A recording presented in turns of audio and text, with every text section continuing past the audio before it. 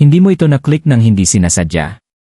Kung ikaw ay isang Pisces, may isang bagay na hindi mo nakikita ang tahimik na gumagalaw sa iyong buhay, kumikilos sa likod ng mga eksena habang ikaw ay naghihintay, umaasa, at nananatiling matiyaga.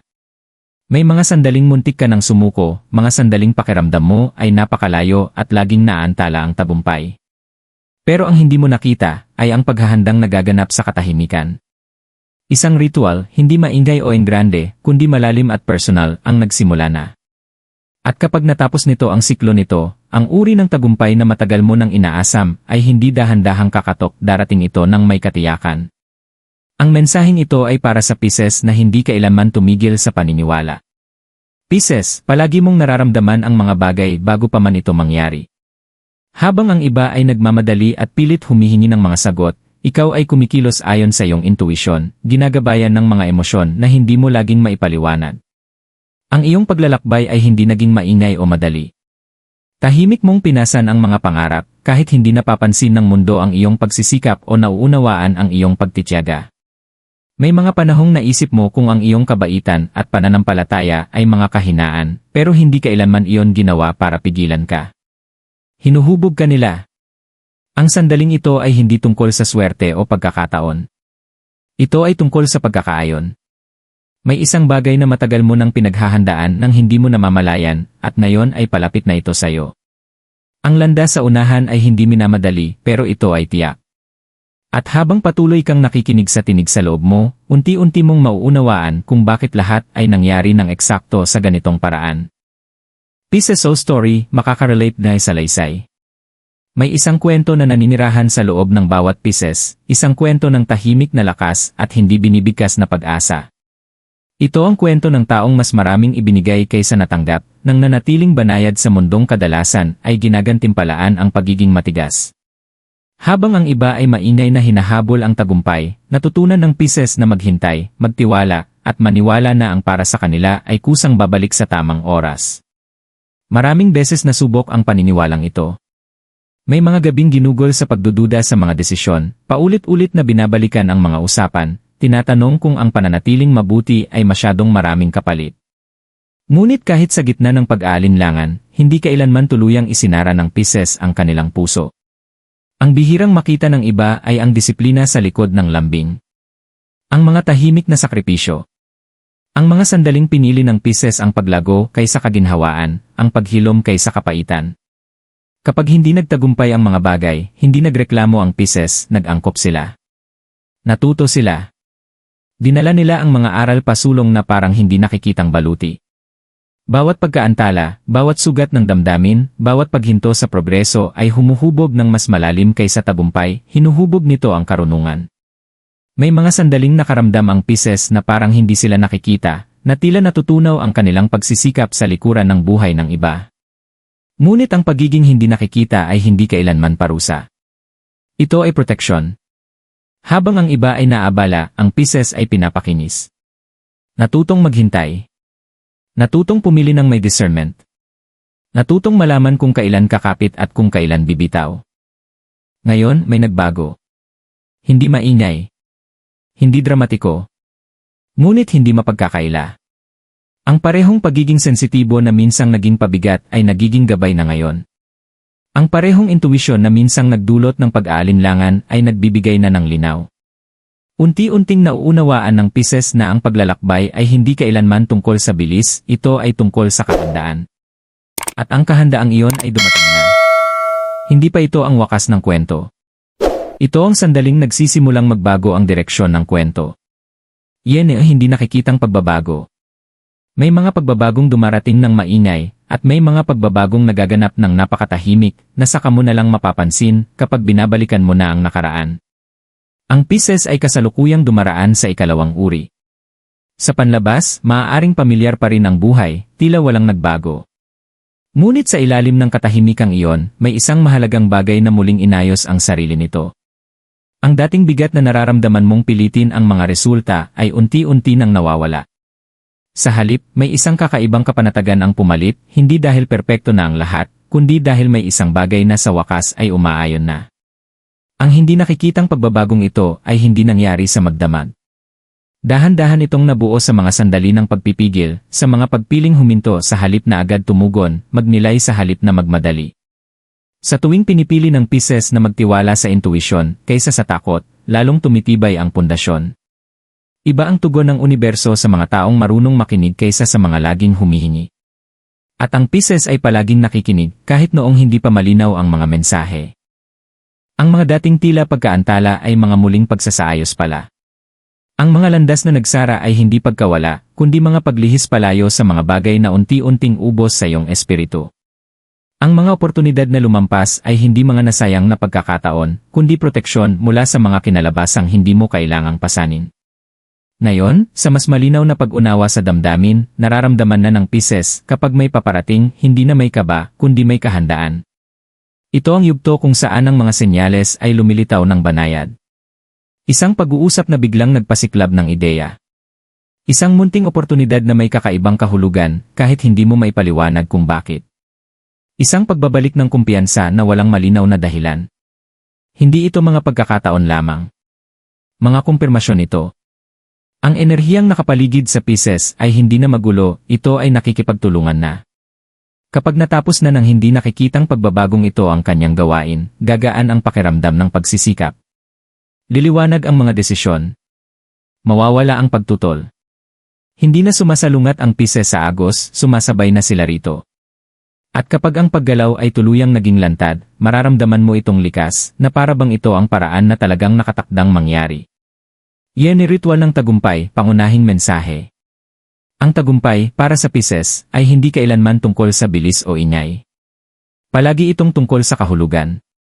Kaya ang ritual na unti-unting nabubuo ngayon ay hindi isang bagay na ginagawa ng iyong mga kamay, kundi isang bagay na isinabubuhay mo ng may kamalayan. Nagsisimula ito sa sandaling tumigil ka sa paghabol sa mga bagay na dati tumatakbo palayo sa iyo, at sinimulan mong pahalagahan ang mga nananatiling tahimik ngunit totoo. Ang ritual na ito ay banayad, halos hindi nakikita, ngunit napakalakas dahil iniaayon nito ang iyong panloob na mundo sa direksyong handa ng tahakin ng iyong buhay. Ang unang bahagi ng ritual na ito ay pagpapalaya. Hindi ito dramatikong pagbibitaw, kundi sinadyang paglayo. Matagal nang may dalang bigat ang Pisces, mga inaasahan, pagkakasala, at ang pangangailangang maunawaan ng lahat. Ang pagpapakawala sa mga ito ay hindi nangangahulugang magiging malamig ka. Ibig sabihin nito ay lumilikha ka ng espasyo. At sa espasyong iyon pumapasok ang paglago. Kapag tumigil ka sa pagpapaliwanag ng iyong paglalakbay sa mga taong hindi ito maramdaman, humihinto ang pagtagas ng iyong enerhiya. Ang ikalawang bahagi ay intensyon. Hindi ito basta pag-asa, kundi malinaw na pagkilala sa kung ano ang karapat-dapat sa iyo.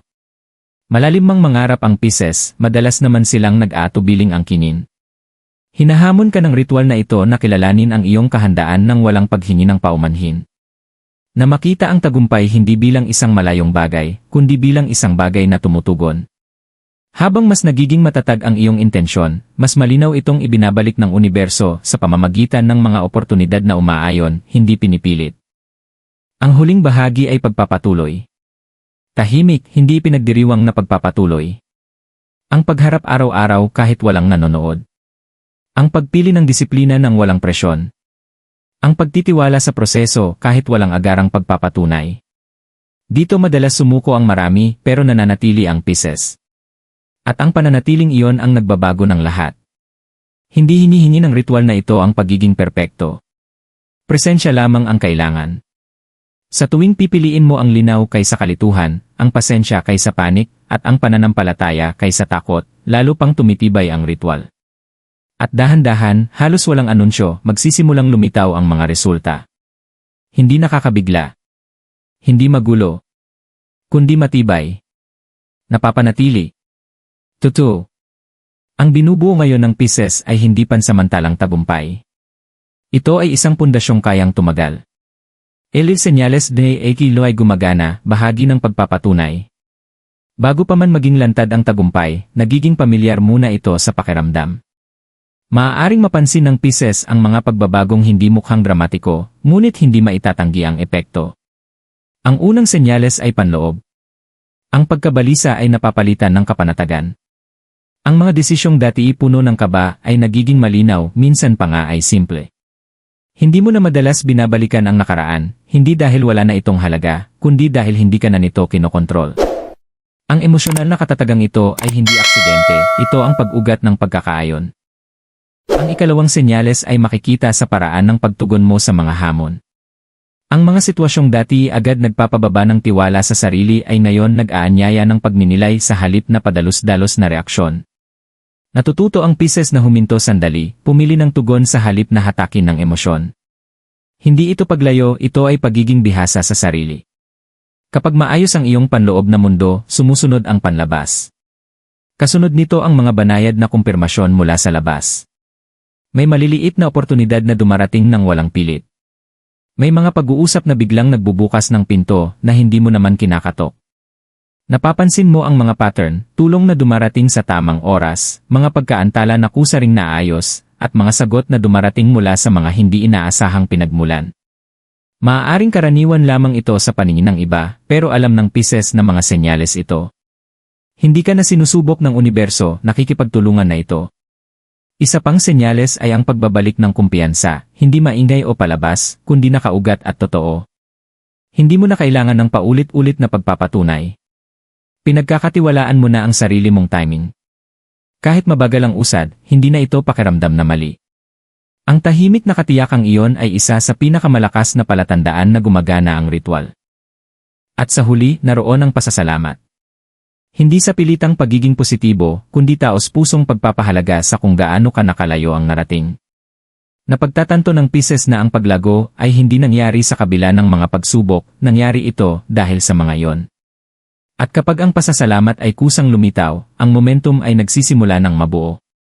Ang mga senyales na ito ay hindi humihiling na maniwala ka ng bulad. Inaanyayahan ka lamang nitong mapansin kung ano na ang nagbabago. Babala iligabay. Habang umuunlad ang yugtong ito, may isang bagay na kailangang malinaw na maunawaan ng Pisces. Ang pagkakaayon ay maaaring maging marupok kapag minamadali. Pinakamahusay tumutugon ang universo sa katatagan, hindi sa desperasyon. Isa sa pinakamalaking panganib ngayon ay ang pagdududa sa progreso dahil lamang tahimik ang pakiramdam. Ang katahimikan ay hindi nangangahulugang walang nangyayari. Para sa Pisces, sa katahimikan madalas nagaganap ang pinakamahalagang gawain. Iwasan ang paghahambing ng iyong paglalakbay sa iba. Ang gumagana para sa iba ay maaaring umubos sa iyo. Hindi idinisenyo ang Pisces para sumunod sa masisikip at mataong landas. Lumalago ang iyong tagumpay kapag iginagalang mo ang sarili mong ritmo, kahit mas mabagal ito kaysa sa inaasahan. Ang pagmamadali sa mga desisyon o pamimilit sa mga resulta ay maaaring sumira sa balanse na maingat mong binuo. Magtiwala sa kung ano ang kalmado, hindi sa kung ano ang nagmamadali. Isa pang mahalagang gabay ay ang emosyonal na hangganan. Malalim magmahal at magbigay ang Pisces, minsan ay sobra pa.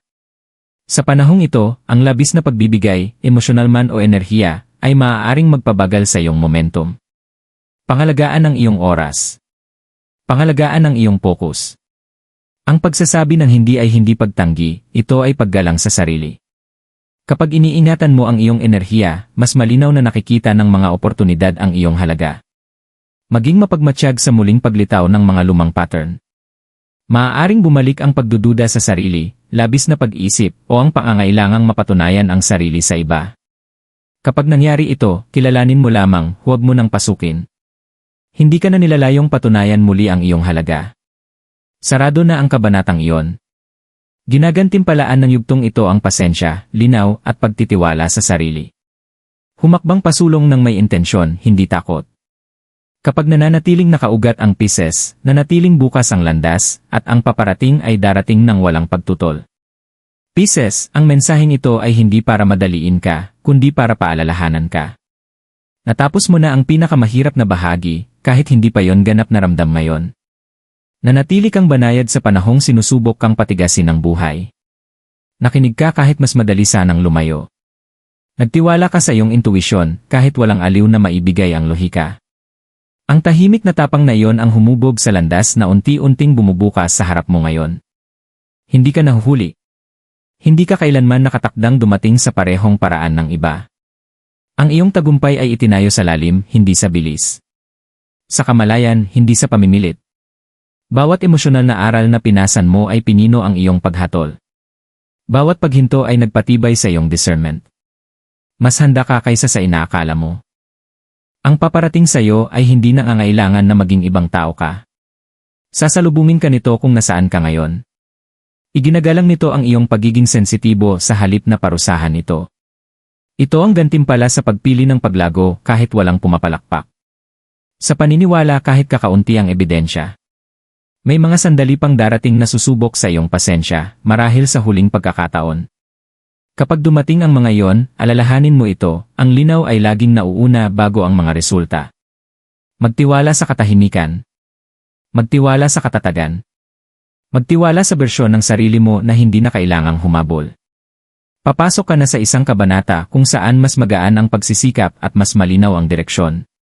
Hindi dahil naging madali ang buhay, kundi dahil ikaw ay naging nakaayon. At kapag ang pagkakaayon ay tumimo, ang pag-usad ay nagiging hindi may iwasan. Hindi ito isang pangako. Ito ay pagkilala. Kung ang mensaheng ito ay umabot sa iyo, maglaan ka ng sandali upang damhin ito. Hindi lahat ay nangangailangan ng agarang reaksyon. May mga mensaheng nilalayong unti-unting maunawaan, tulad ng tunay na pagbabagong dahan-dahang nagaganap. Kung nakaramdam ka ng pagkilala, kung may mga bahaging tumugma sa sarili mong paglalakbay, magtiwala sa pakiramdam na iyon. Madalas, iyon ang unang senyales na ang pagkakaayon ay nagsimula na.